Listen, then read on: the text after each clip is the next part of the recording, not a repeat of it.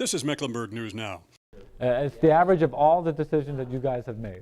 Mecklenburg County's Office of Management and Budget has teamed up with MeckConnect, the county's citizen involvement team, to create a series of budget exercises called I Can Build a Better Budget.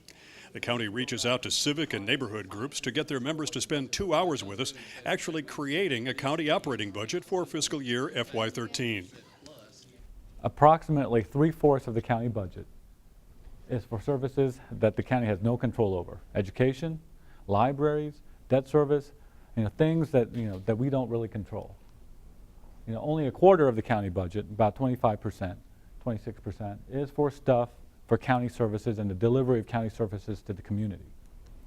And most departments today are operating with a smaller budget now than they were back in 2012. That may or may not be an important consideration as you think about what we're going to ask you to do next. And then the money that they do have actually buys less now than it did 3 years ago, simply because of the role of inflation.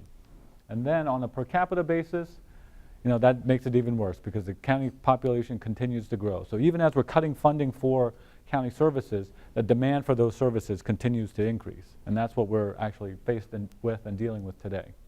The group works in small teams to discuss at what level they would fund all the services the county offers. Each team works with a spreadsheet that's similar to the one used by the Board of County Commissioners when it goes through its straw man vote on the budget at the end of May and beginning of June. The spreadsheet has FY12 adopted numbers already loaded. Each time the team makes a change by either adding funding or taking funding away, the spreadsheet updates to show what the new total budget is and what the new tax rate is to fund the new amount. Okay.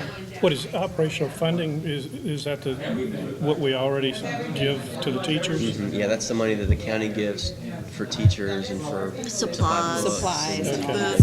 We have So to buy the books it's from more the than just state. teachers. I think there's a Yeah, shared it's basically all their monthly, supplies. all their operating expenses, as opposed to the capital, which is more land and improvements and that sort of thing, right? The operational, this is only, the state pays about $650 million per year in operating, and we pay this amount, $320. So the state pays twice as much as we do. So Can you increase the funds?